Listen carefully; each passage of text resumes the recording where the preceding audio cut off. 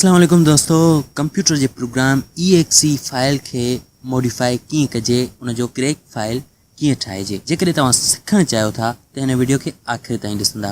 दोस्तों, जेकॾहिं अञा ताईं तव्हां मुंहिंजे चैनल खे सब्सक्राइब न कयो त सब्सक्राइब करे उन सां गॾु बेल जे आइकन ते ज़रूरु क्लिक कजो। दोस्तों, आउं आहियां महबूब उमर जो। अॻी वीडियो में असां सिखी आया हुआसीं त APK फाइल खे मॉडिफाई कीअं कजे। हिन वीडियो में असां सिखंदासीं त कंप्यूटर जे फाइल के मॉडिफाई कीअं कजे। जी हाँ दोस्तों, सब खां पहिरीं असांखे हिकिड़ो सॉफ्टवेयर डाउनलोड करणो पवंदो, जंहिंजो लिंक मूं तव्हांखे डिस्क्रिप्शन में ॾेई छॾियो आहे, PE एक्सप्लोरर। जी हाँ दोस्तों, काफ़ी सारा सॉफ्टवेयर असांखे मिलंदा आहिनि जेके क्रैक हूंदा आहिनि, यानी उहे मॉडिफाई थियल हूंदा आहिनि। असां बि मॉडिफाई करे सघूं था। जी हाँ, हिन वीडियो खे और सां ॾिसजो ऐं हिन मां सिखिजो। हिनखे पाण ओपन कयो। हाणे असां वेंदासीं फाइल ते। ध्यानु ॾिजो, असांखे उहो फाइल खणणो आहे जेको इंस्टॉल हुजे। थी सघे थो असांजो मॉडिफाइड थियल फाइल इंस्टॉल न थिए, छो काफ़ी दफ़ा उहो इंस्टॉल थी सघे थो ऐं काफ़ी दफ़ा इंस्टॉल कोन थींदो आहे। मूं ट्राई कई आहे। तव्हां को इंस्टॉल थियल फाइल खणो। जीअं मूं ही इंस्टॉल थियल फाइल और के वीडियो डाउनलोड कयो आहे। जीअं हाणे असांखे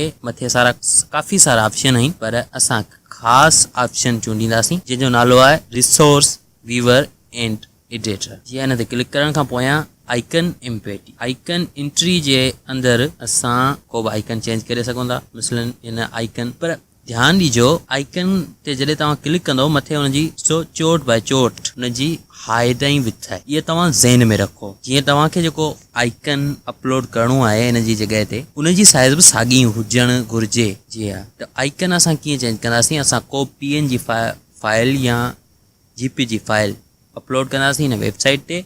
हिन वेबसाइट जो लिंक बि मूं तव्हांखे डिस्क्रिप्शन में ॾेई छॾियो आहे, पर iconmob.com जे नाले सां जो नालो आहे। तव्हां को बि फोटो खणंदुसि ऐं हाणे हेठि ॾिनल कुझु साइज़नि मां का बि साइज़ जेके मशहूरु उन जूं साइज़ूं आहिनि, उन्हनि मां का बि हिकिड़ी साइज़ चॉइस करे असां कन्वर्ट ते क्लिक कंदासीं। कन्वर्ट थी वेंदो। हितां तव्हां पंहिंजी मर्ज़ी सां हुनजी साइज़ खे चेंज करे सघो था। उनखां हेठि वर्जन, जेकॾहिं तव्हां वर्जन चेंज करणु चाहियो था, नालो वग़ैरह, ऐप जो टाइटल वग़ैरह कुझु बि डेट करणु चाहियो था, करे सघो था। हाणे असां कंहिं ते बि डबल क्लिक कंदासीं। जीअं हिन जो नालो आहे XYZ, कुझु बि लिखी सघूं था। हिते असां छा लिखूं, बसि इहो ई XYZ। ओके, त हीउ हिन जो नालो थी वियो। उनखां पोयां हिन जो वर्जन आहे उहो असां कोंदाट लिखूं ऐं हेठि ऐं लिखां थो महबूब सॉफ्टवेयर। ओके, थी वियो। उनखां हेठि हाणे ध्यानु ॾिजो त EXE फाइल लिखियल आहे, त EXE खे तव्हांखे ठाहिणो न आहे। EXE ठाहिणो न आहे, .exe। ओके, त ही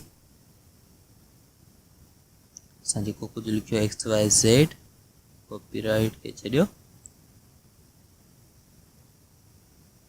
जी दोस्तों, त हिते तव्हां वधीक एडिटिंग करे सघो था, पर उन लाइ ज़रूरी आहे तव्हांखे प्रोग्रामिंग जी लैंग्वेज जेकी आहे HTML वग़ैरह वग़ैरह उहा अचणु घुरिजे। ओके, त दोस्तों सभु कुझु करण खां बाद में असां हिन फाइल खे सेव कंदासीं। सेव करण जे लाइ वापसि आयासीं। हितां बि सेव करे सघो था तव्हां, पर हितां उनजो दिल सेव करे सघो था। डायरेक्ट फाइल सेव करणो आहे त तव्हांखे वापसि वञिणो पवंदो रिसोर्स में ऐं उनखां पोयां सेव ते क्लिक करे सेव फाइल ते सेव कजे। हिते सही रहंदो। जीअं त इहो मुंहिंजे यूज़र फोल्डर में अची चुको आहे, सेव थी वियो। ओके दोस्तों, त ही फाइल असांजे साम्हूं आहे जेको असां हींअर सेव कयो। हाणे असां हिनखे उते ई रखंदासीं जिते असांजो उहो इंस्टॉल थियल फाइल मौजूदु आहे, यानी उहो फाइल लोकेशन जे ज़रिए खोलियो ऐं पोइ हितां ड्रैग करे उते ड्रॉप कयो। डायरेक्ट ओपन थी वियो, डबल क्लिक थी वियो, शायदि ड्रैग एंड ड्रॉप कंटिन्यू। जी हा, त इहो हाणे ॾिसजे त कमु करे थो या न।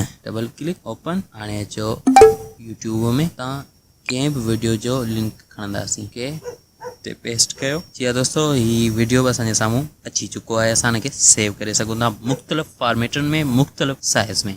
तो दोस्तों, अहिड़ी दिलचस्प वीडियो जे लाइ मुंहिंजे चैनल खे सब्सक्राइब ज़रूरु कंदा ऐं वीडियो जेकॾहिं तव्हांखे पसंदि आयो, वीडियो खे लाइक शेयर ज़रूरु कंदा। पंहिंजी क़ीमती राय खां असांखे आगाह कंदा हलिजा। अल्लाह वाही जी।